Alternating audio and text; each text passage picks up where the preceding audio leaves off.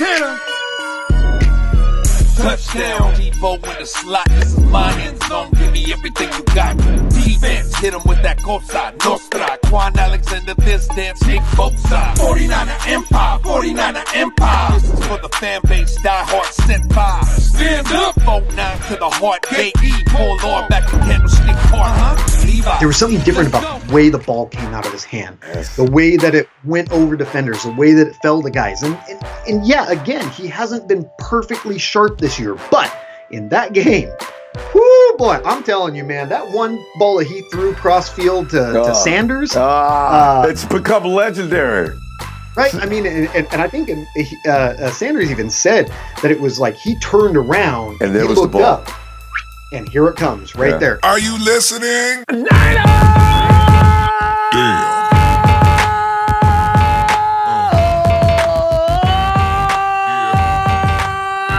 Give up one big shout out for Quan. Ronbo Sports here, representing the Niner Empire organization worldwide. I'm talking Australia, New Zealand, UK, Germany, France, South America, Mexico, and all over the USA from coast to coast, wherever there's red and gold. Fam, thanks for allowing me to come in all and scream about the 49ers. And I will never be as obnoxious as Stephen A. Smith.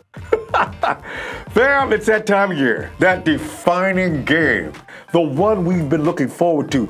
This is an ongoing drama that's been going on for a very long time now. And even before Harbaugh, well, you know what? The Hawks weren't nobody before. Before Harbaugh, the Hawks weren't anybody special. But ever since the Russell era, that kind of has a nice ring to it, huh? Anyway, since Russell Wilson joined the Seahawks, it's been a contest. I gotta give him credit. He is currently recognized as the first half of the 2019 season MVP. But right there is wherein lies a key to the 49ers victory. See, fam, because do you remember 2017? Yes, you do. Jimmy G rode in, shining white armor on a stallion. And I'm thinking to myself, you know, that year, Jimmy G took that challenge.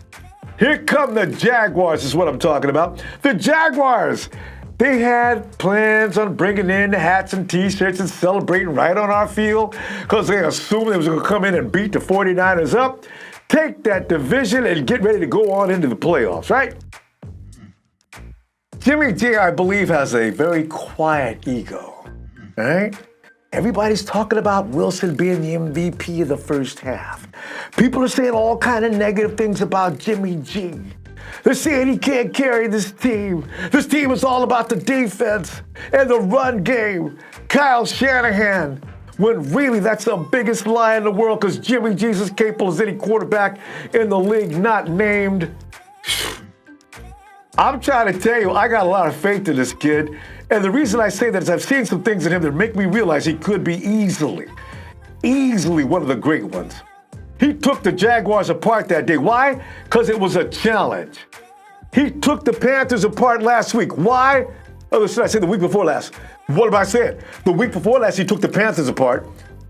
And the week we just had, he took the Cardinals apart. Now, I know what you said. Hey, no big deal. Everybody takes the Cardinals apart. But they aren't pushed up against the wall like the 49ers were.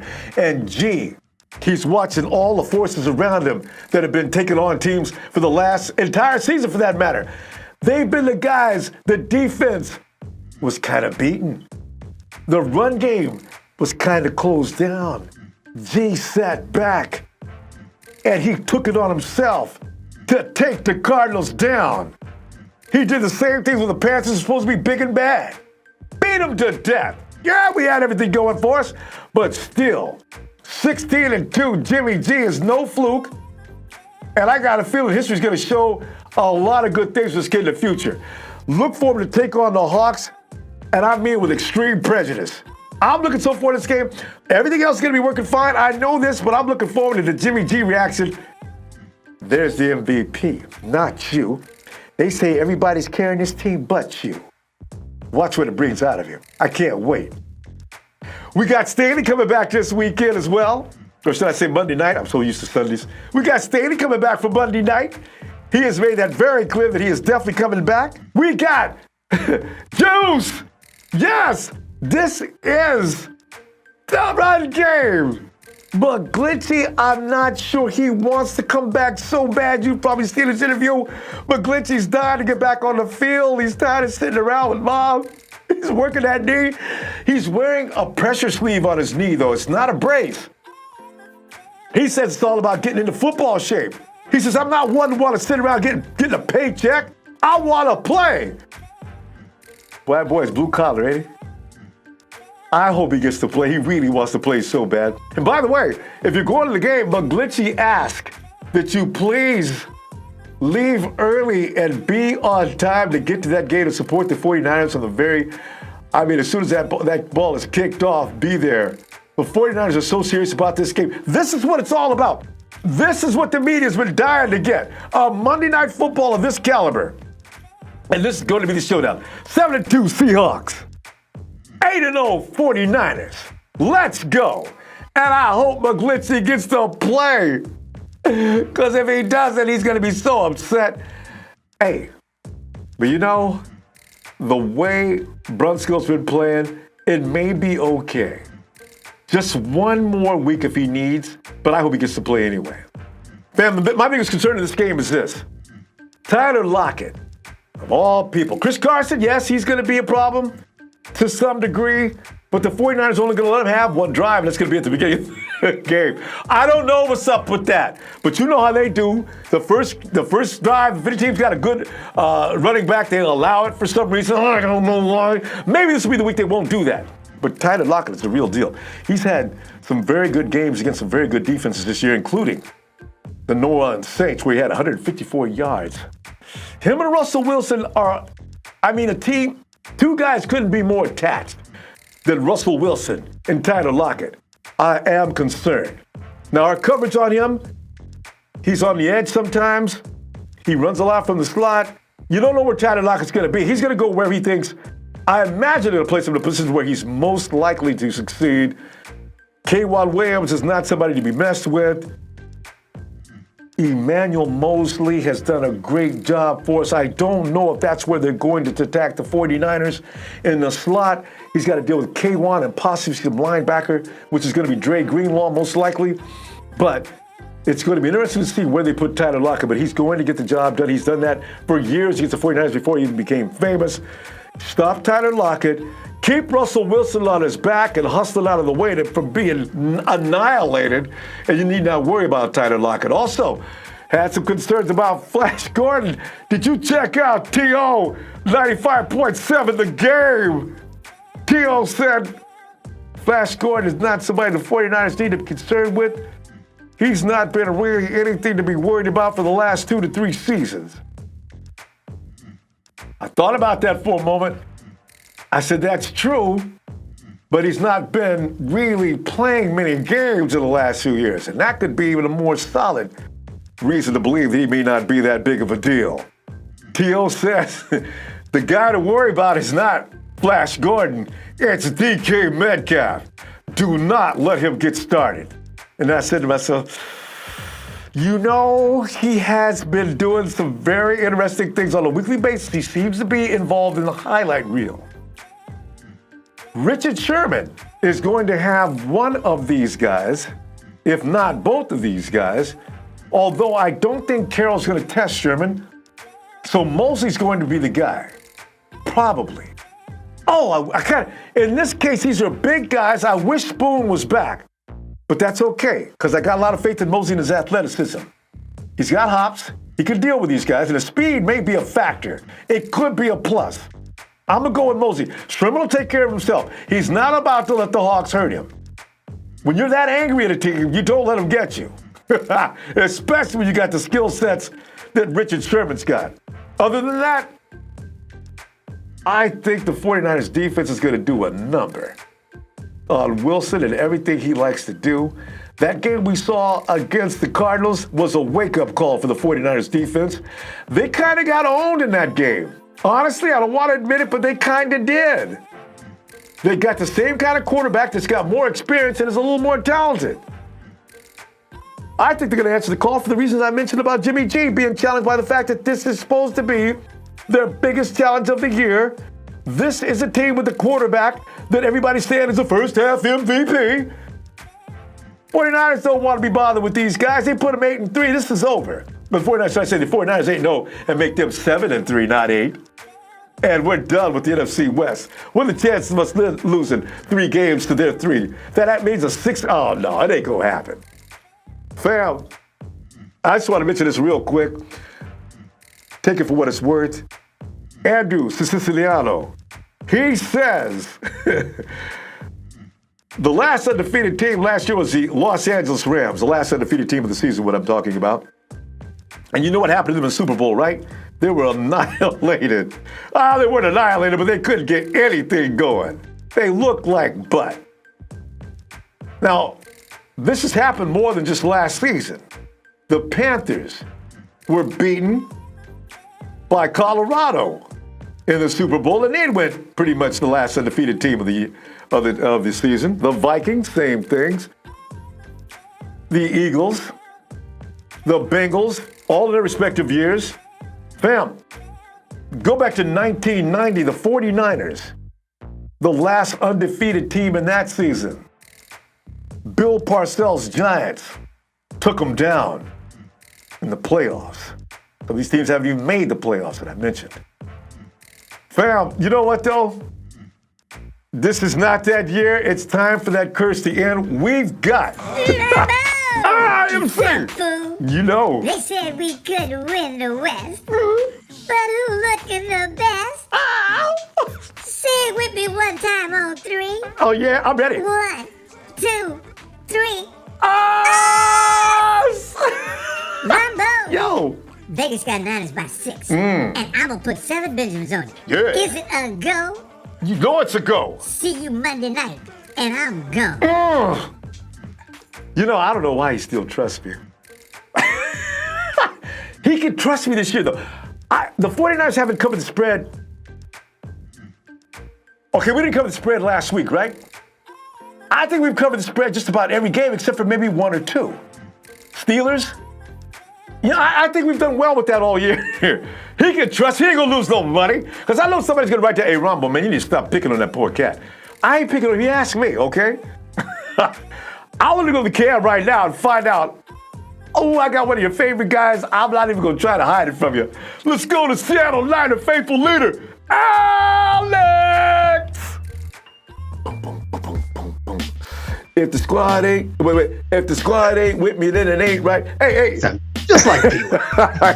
Every time I turn to the kid beyond the guy, if the squad ain't with me and it ain't right, same squad. I had to find out what he was saying. It was making me crazy. AC, it's so good to see you again. AC and I get together every year, and Alex, normally we get together, and normally we get together, and usually there's a festive occasion going on. Like last year, I remember you were all decked out, I believe in Christmas gear. Yes, I had. Yeah, I was sparkling. Yes, yeah. That's right. And this year, Halloween. If we just could have got together a little sooner, because Alex is very creative with these images, right? So I can just see Alex now all set up with the all. What would be the scariest mask a person could wear? Russell Wilson? No, hey, the scariest mask. Yeah. But he's on our side. But for everybody else in the league, you're right. That's hilarious. Hey, Alex, tell us about what happened, man. Because this is the time of year when Alex, the party just gets to another level when the 49ers are playing. You guys already had to get together recently, I understand.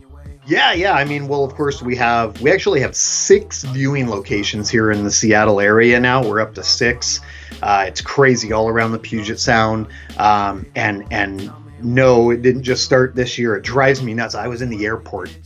We just took 110 members down to the Panthers game. And I was in the airport, and this gal's looking at me and my boy Kurt. Yeah. And she goes, 49ers fans, huh? So, yeah. She says, oh, you guys going to the game? I said, yeah, about 100 of us are going down. She goes, oh, now that you're good.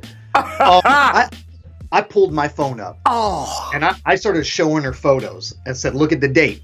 2017. Look at the date on this one. Oh, there's 300 people in this one. 2016. You know what our record was that year? Whoa. Pop quiz.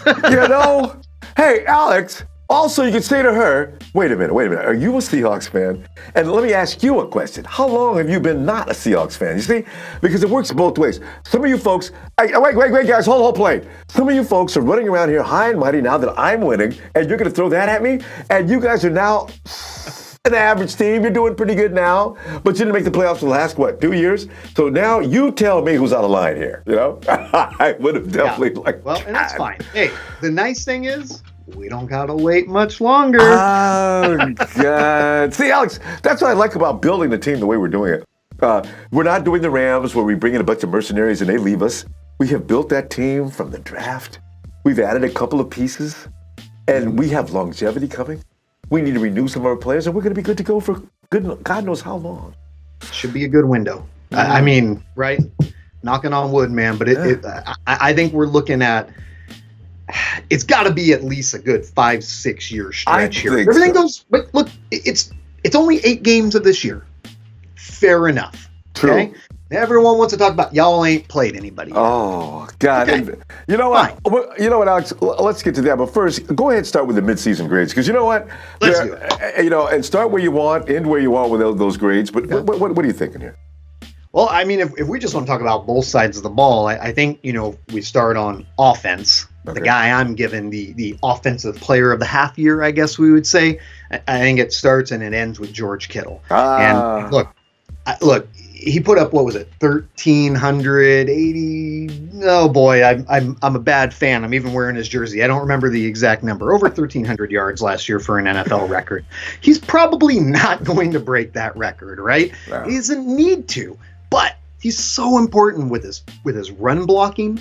He hasn't dropped a single pass this year. I believe he's the only tight end with 25 or more targets in the league this year that doesn't have a drop. God. The guy's got rock solid hands, but maybe that's a bad way to say it. He's got good hands, Ronbo. That's what I'm trying to say. I get it. Right? Whether it's catching the ball or whether it's blocking guys. I mean, you see what he did to our man Luke Kuechly out there? Total annihilation. I love when he does that. Right? So George is to me the heartbeat of the offense. Jimmy has played fantastic.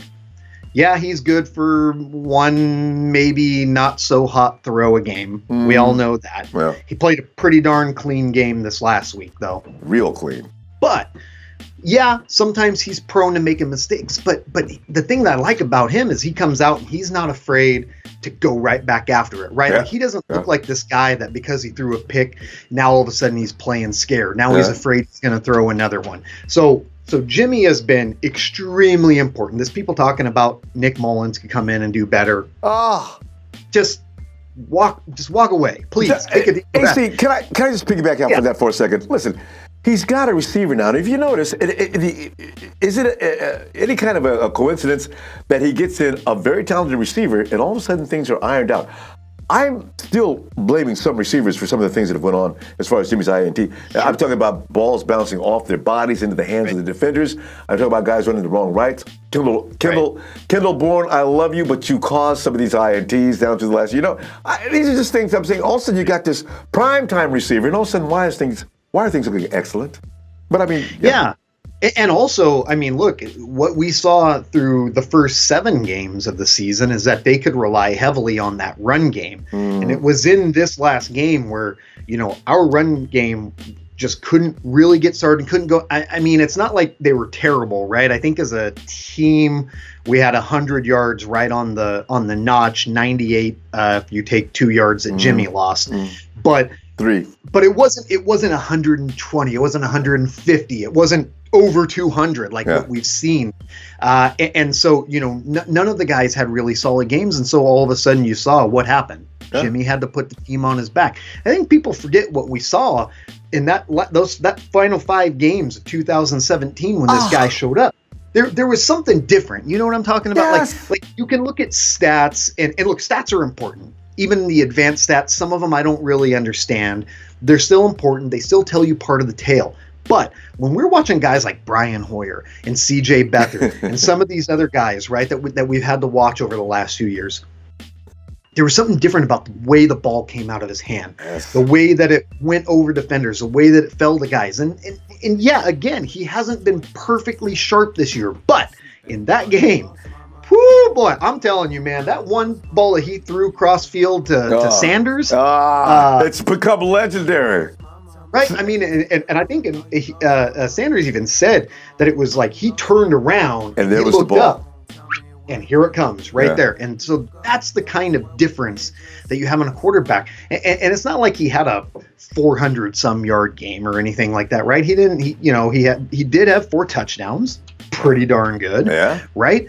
Okay. Maybe he didn't have a perfect quarterback rating, but it was pretty darn good. Over 100. And again, I think we saw some of that stuff that you see with your eyes that's outside of the stats where you go, oh my gosh, this guy's good. I tell you something, AC, here's the thing. Trent Taylor was having an incredible preseason. I have a feeling if you get Trent Taylor, George Kittle, and of course Emmanuel Sanders together, watch Jimmy's rating go way up. I love Debo's got to catch the ball. When he finally gets that ironed out, we're going to have 4 solid receivers. And I can't wait to see Jalen Hurd because I know he's an Iron Man. But these are things that are going to work out. I'm really sensitive about people picking on Jimmy G for every mistake he's made because I think some of those mistakes weren't his fault. So, no, absolutely. Yeah. And some of the stuff has been my boy Dante Pettis. I love this guy. Okay, yes. I will. Let's go trial by combat right now. I don't care. Pick your warrior. I love Dante Pettis, and I feel like he has had a couple key drops this year. But I also feel like, I don't know if there's a stat for something like this, but I feel like he's been the recipient of Jimmy's worst passes this year. Yeah. When Jimmy decides to throw a terrible pass, it's at his feet. Dante's the intended receiver. I don't know if it's a chemistry thing. I don't know if Dante zigged when he should have zagged. I'm not trying to point any blame. But I think that there's room for improvement there with Dante as well. I agree. What's going to be really interesting now to see is who's the odd man out. Jimmy doesn't really throw deep. I think it's got to be Goodwin, right? Everybody agrees. And plus, I think, and I don't want to make it small, but the thing is, his personal issues, I think, have finally gotten under the organization's skin. I feel bad about some of the things that happened, but this last incident with personal need to leave, I was kind of, well, now what could it be this time? Yeah, so. I mean, I don't know. I feel awful for the guy. I know someone in the organization that's pretty close to him, and I don't think that it's a case where anybody's upset with. I think that it truly is. This guy has been through the worst possible 2 years personally. Yeah, that someone could have. It's really awful. Yeah. We'll see maybe if and when some more details pop up about this, maybe. But for now, I mean, he could be the guy. Look, even if, let's just say all that stuff aside, his skill set is now one that I'm not necessarily sure is going to be maximized in this offense. Yeah. Unless Jimmy G's holding back and all of a sudden he decides, look, if maybe they have a game, 2-3 games from now, whenever, that they're playing a defense where they feel like we can stretch these guys and we need to. Yeah. Then maybe he's active and maybe Kendrick Bourne isn't or somebody isn't, right? Yeah. And then we see him come in. But I think that, in particular, this game that we're about to play here against the Seahawks, I don't know that that's necessarily the case. Yeah. And I would expect, even if he shows up and he's practicing, I kind of feel like he's probably the odd man out right now. Yeah, it looks that way. And also, the word is out that I did see something indicating that he had gotten beaten out because they didn't even dress him. And he was not. Yeah. It was a healthy scratch. Right, exactly. Yeah. Well, look, either way, I think the writing's on the wall. I'd be kind of shocked if he's with the team next year. Yeah, because we can't afford to keep McKinnon and all these.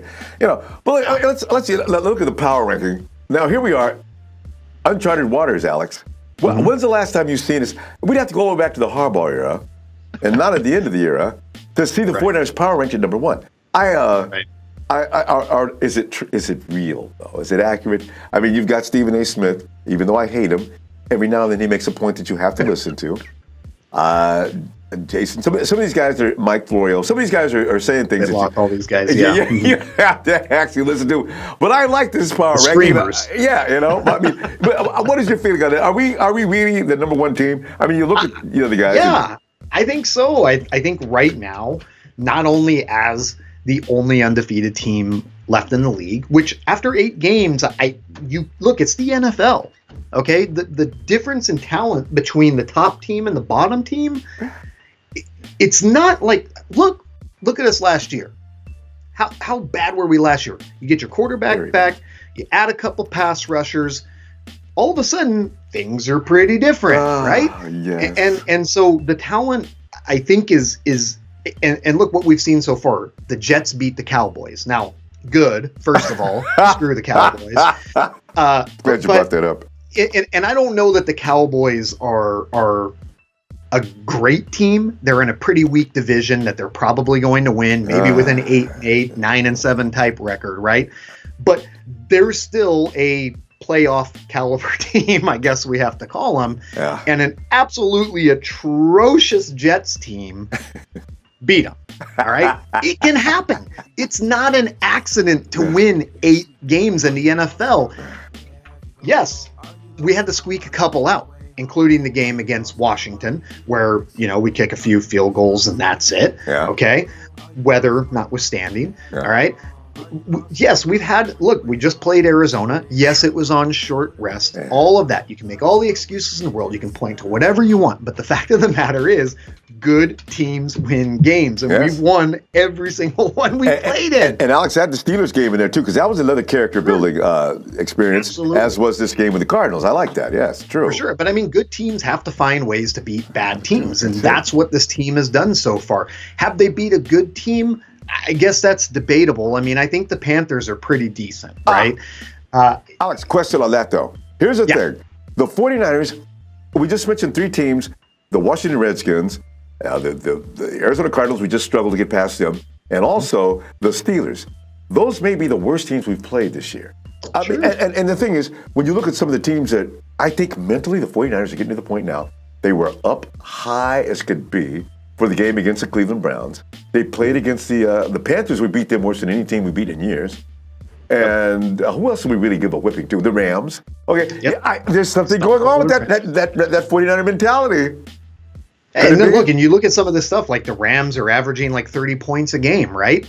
Except when they played us. Whoa! I mean, this is not an accident. I mean, look, going back to your question about the midseason grades, we didn't even talk about Nick Bosa.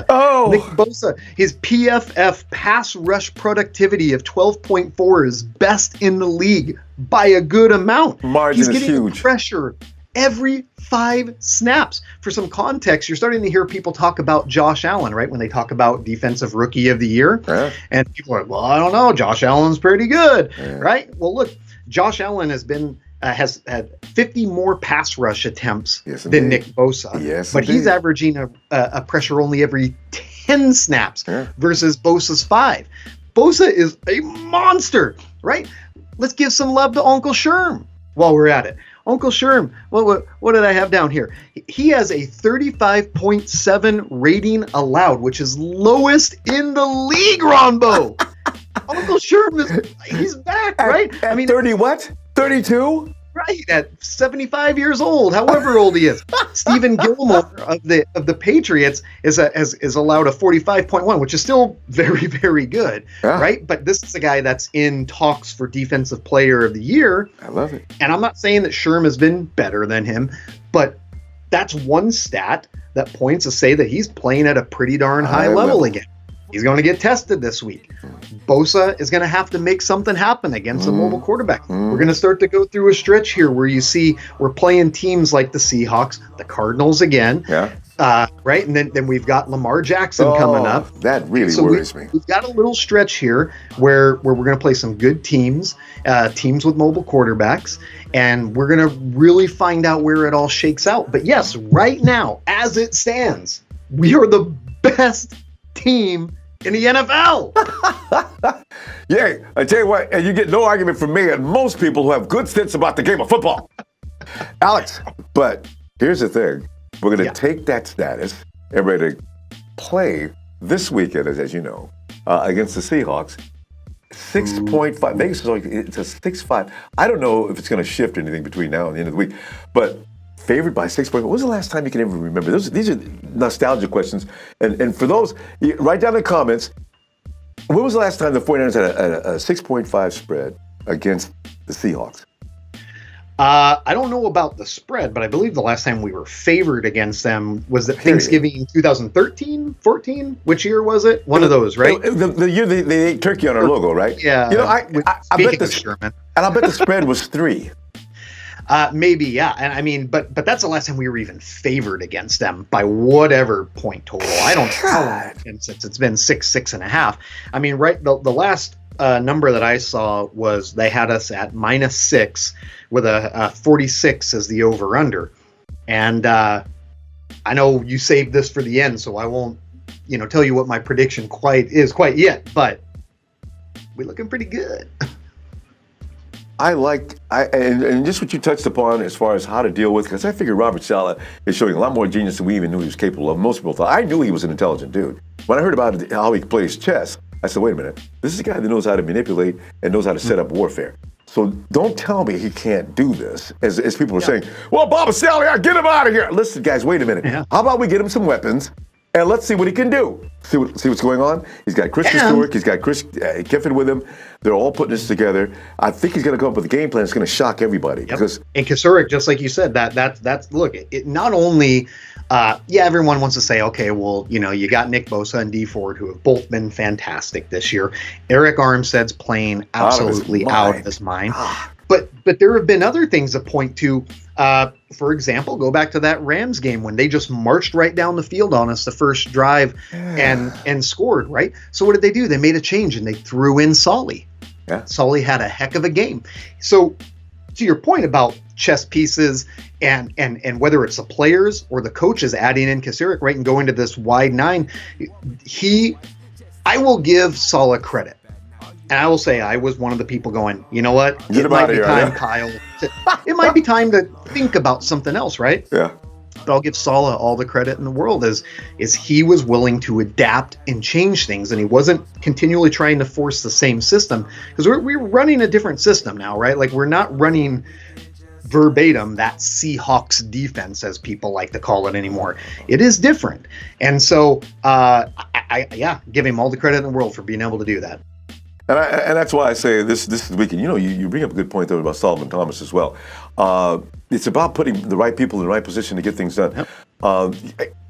Eric Armstead actually is one of our better run stoppers, but Solomon Thomas, for the kind of run game we're going to see, because Carson is very scary running back. Right.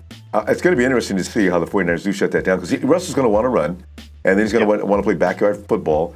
And you look at DK Metcalf. Do we have anybody that's actually capable? I don't know that Spoon's going to be available, and I don't know that Sherm or Mosley can actually cover him the way he should be covered. The biggest fear is probably Tyler Lockett. What are you going to do? Yeah, well, you know what? I like K1 with him as much as possible. Yeah, but I agree. And I believe I was looking at it earlier, and Tyler Lockett, I can't remember what the percentage is, but he plays a very high percentage of his snaps out of the slot. So it is going to be very much up to K1 to find a way to stop him. But look, just so everybody is aware, I hate to say it, but it's probably going to happen. Tyler Lockett's going to get free, and he's going to be flying down the sideline. He's going to do it. And Russell's going to heave-ho it up, and it's going to land right in Tyler Lockett's arms for a big 20, 30, 40-yard gain. And, I mean, look, they do that a couple times a game. Every week. It's part of it. But if they only do it a couple times a game and you lock it down the rest of the time, we should be okay. I mean, I think that our style of football and their style of football, this isn't going to be a shootout, I don't think. I think that you're going to have both teams somewhere in the 20s, probably in the score. And, both teams want to run the ball, right? Yeah, like true. This last game, the Seahawks came out and they passed a bunch, but that's not how they play football. Pete Carroll wants to run the football, and they're going to come out and they're going to run the football. Yeah. We obviously are going to run the football as well, right? And so it's going to be, coming down to those third downs. Can Jimmy third down continue to be Jimmy third down? Pick those up, move the chains, kill clock, right? Build a lead and protect it, kill clock, and hopefully, look,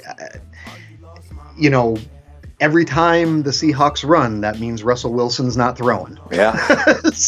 And that's you hit it right on the head, because if you keep Russell sitting down on the bench as long as the 49ers, like you're saying, they love to manipulate that clock. Jimmy G will have you sitting down all day, not diming and nickeling and running and converting on third down whenever he has to pass. And this is the essence of the offense this year, just as you mentioned, because people keep thinking, Jimmy Garoppolo's really not contributing much. Would you please pick up a manual on the game of football, okay? We don't just throw the ball to be throwing the football. Right. If we're running the ball, we're running it well. You keep doing that. That is a strategy that is effective, and that's how Super Bowls are won. Defense and running the ball. But people don't, they're blaming Jimmy for every little thing. So I'm saying, if we establish a run first, and correct me if I'm wrong, aren't the Seahawks in the 20s defending against the run? Yeah, no, they're not great. And I mean, their defense as a whole is pretty bad. So I think they're the number 27th ranked, 26th ranked, somewhere in there. Somewhere there, yeah. They're not league average when it comes to defense. Yeah. And so that's good. And I mean, and they're not really good particularly anywhere, right? Like Bobby Wagner is Bobby Wagner. Yeah, people can make an argument that he hasn't been himself this year. He's still a fantastic football player. Yes, he is. Right? But they've had almost no pass rush at all. Ziggy Ansah and Jadeveon Clowney have just not created pressure, right? Jerron Reed is not, like, these guys are not getting, what is it? Bosa has, 7 sacks. Yeah. I believe the Seahawks' entire defensive line has 9 sacks. Is it 9? We have okay, 27. We have 27. We have 4 times as many sacks as they have they're just from the defensive line. Their leading sacker, is that a word? Their leading sack artist is Michael Kendricks, a linebacker, with 3. See? So, and we've got, I think, 4 dudes that have more than that. So, look, I'm not worried about their defense. And that, to me, plays super well into the type of game that we're going to play. Mm-hmm. We don't have to come out and score 30, 40 points. We have to come out, run the football, pick up first downs, move the chains. And when you wince and you get annoyed because we kicked a field goal, or maybe we had the punt because we're not quite in field goal range, but we're retaining we're winning the field position battle. Those are the kinds of things that are going to win this football game. I firmly believe it. So people just, we saw last week that when Jimmy needs to, he can throw 4 touchdowns. He does not need to throw 4 touchdowns to beat the Seattle Seahawks. That's right. Man, Emmanuel Sanders, and that chemistry is going to get even better with him and Emmanuel Sanders this week. And hopefully, Dante, I've been a huge Dante fan forever too. I just want him to get more involved. Don't look like you're worried about pain. And show us something, because actually he's the most talented guy on the field as far as wide receivers go that's not named Emmanuel Sanders. He has it in him. That ability that he has, some of the things he does with his body, the way he can separate, things he can do in space. Amazing. Look, I want to see him return more kicks. I want to see him get the ball more in open field. And some of the times when Jimmy has completed passes to him, it's been those ones where, Dante's had to reach back and kind of slow himself down a little bit. That's not the kind of receiver he is. I mean, he's a guy that you want to lead, get it in his hand, and let him. I still think it's going to develop. I still, maybe coming along slowly, but I still think it's going to develop. Yeah. AC, we got to let's get that prediction on the score now. All right. I want yours first. We always do me first. I want yours. Yeah, no, I because of the fact that I know that, first of all, they're not in the clink, although they're playing their best football on the road these days. But anyway, funny enough, right? Yeah. The thing is, I do see the 49ers hitting 30 points. In fact, I've got 4 touchdowns of 28. And a couple of Robbie Gould field goals of 28, 29, 30, 31, 30. About 33. I don't see Russie getting loose, because I figure this is when Salah is going to finally figure out how to position his guys to stop Russie, keeping him contained within an area, because they're brilliant about that. I see them scoring 13 points this time. Yeah. So all right. There it is. I've got the game being a bit closer, and that's okay, because I think that at some point we'll have a relatively comfortable-ish lead, And I say that because our defense is so good, right? So it's not like it's going to be 21 points or anything like that. But I've got a final score of 27-20. I do have it being a little bit close because I think, again, Russell Wilson. He is the MVP. Look, I can feel the heartburn. Oh, God. He has been the first half MVP of this league. Yeah. He's very good. He's very dangerous. The guy's cheesy as hell. Even Seahawks fans that I know, by the way, this little tidbit for you. I know a lot of Seahawks fans. They even roll their eyes at how cheesy this guy is. That's some of the things he does. But hey, you would take him, right? So he's going to find a way to make some stuff happen to keep them into the game. Maybe it'll be a garbage time touchdown. Maybe it'll be a late effort where they score and they have to try an onside kick and they don't get. Either way, I think they'll keep it close, right? It'll come down to it. But when we look back at it, we'll look at the score and we'll say it was 27-20. It was close. But when you actually look at the context of the game, maybe it wasn't as close as the score would indicate. And then I'm gonna promptly go on to Twitter. And I'm gonna type, "We still haven't played anybody yet." I would be so epic. Nothing but trash teams, Ronbo. Because we turn everybody to nobody as soon as we beat them. Alex, trivia question though. Last year, Nick Mullens beat this team. What was the score? God, boy, you should. Was it close? I have that tattooed on my body or something. Honestly, I agree. I got really drunk after that, by the way. And so everything got washed out, right? I was a very happy guy. I don't know. I actually, you know what? I don't remember at all. I can't. That's why I ask you, because I think, God, we beat these guys last year. We did. And what was the score? I mean, because Nick had pretty much control of that game from beginning to end. You got Richie James going coast to coast as far as a run back. I remember it was raining, which was weird because it was in Santa Clara. Right. Anyway, okay, you know what? We'll get to that. The comments, sorry putting it down. Remember, I want to feel the way I felt that day again. But give me that feeling. That's the thing. And also, as I said, what I was alluding to earlier, when I said the 49ers seem to, teams that obviously they're going to beat, they seem to escape. Now, everybody knows the Hawks and 49ers are bitter enemies. So I have a feeling they're going to be sky high with this much time off. Because what they did to Baker Mayfield was just rude. And I didn't expect that. I thought that game was going to be close. I was worried about us. And I went down to that one too. Right? That was whew. And the Panthers game, same thing. I said, "Oh God, we're finally going to play." I couldn't talk for 2 days after that game because it was a start to finish line ass whooping. Right? Boy, but I thought they were going to give us a game. That's the only team that we played that doesn't have the label of nobody before they even play us. See? I understand. Right. Yeah. We ruined them. I think we broke Baker Mayfield. They haven't been right since. Look, bring it, Russ. Bring it. Here's the crazy thing is for the first time, at least since you and I have been doing this and talking, right? Yeah. And you ask me for my score prediction every time. And I ain't never betting against the Niners against the Seahawks, right? Yeah, same here. But, you're kind of like squinting real hard. And they're not going to win. I'm not. I don't have to squint to see it this time. It's there. We are the better team.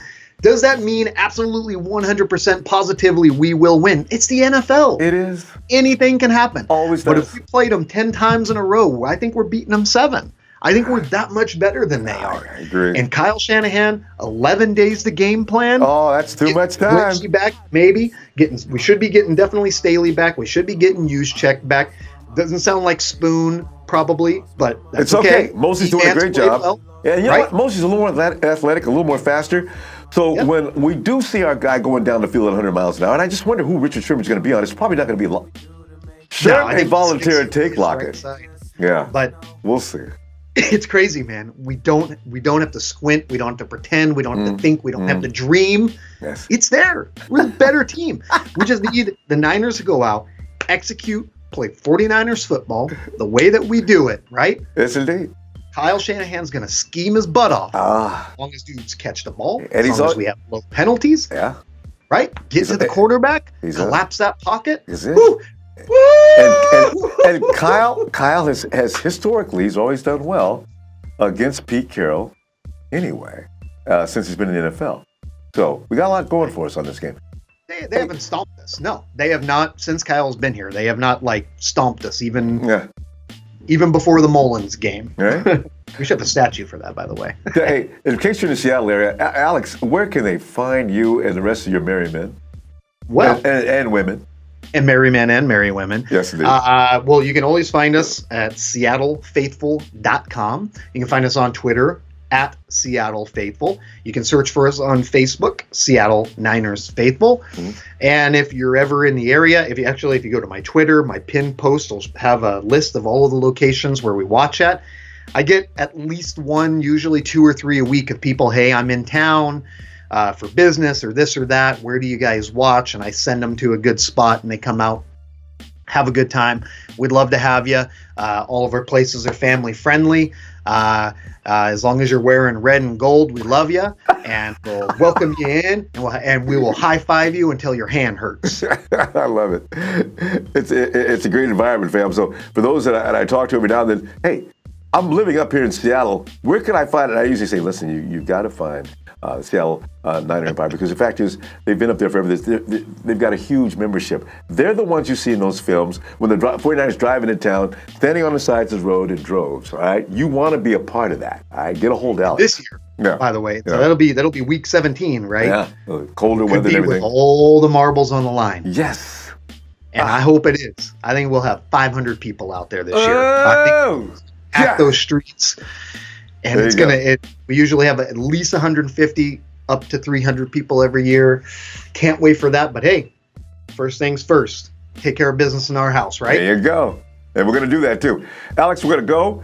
And as you know, Alex, it's 3, 2, 1, and do your thing. Are you ready? 3. Go Niners! Woo! See, that's a standard. From now on, that's a standard. What you just seen Alex do, from now on, when you join me for these programs, you've got to at least reach that level. You got to dig down deep. Yeah. Thanks, Alex. Always so much fun to talk to you, fam. And Alex laid out all the info there, fam.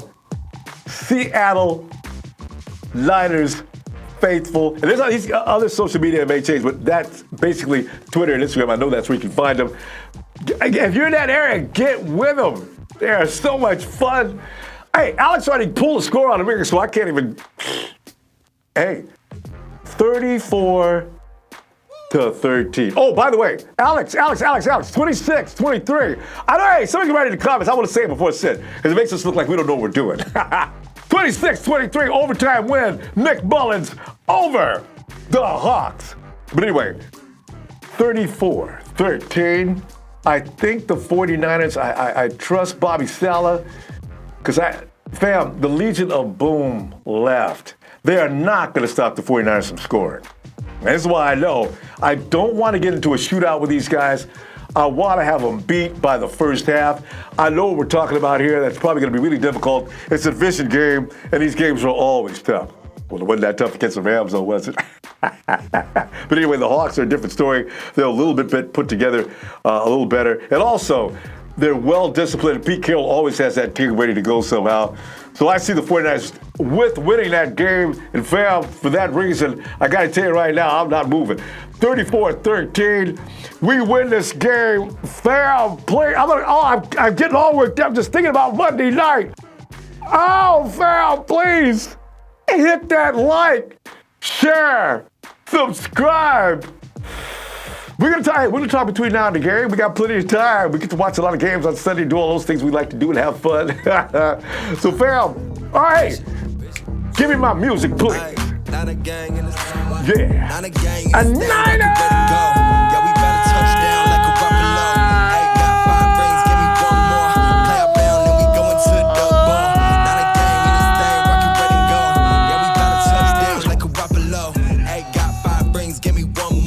Play our bound, then we go into the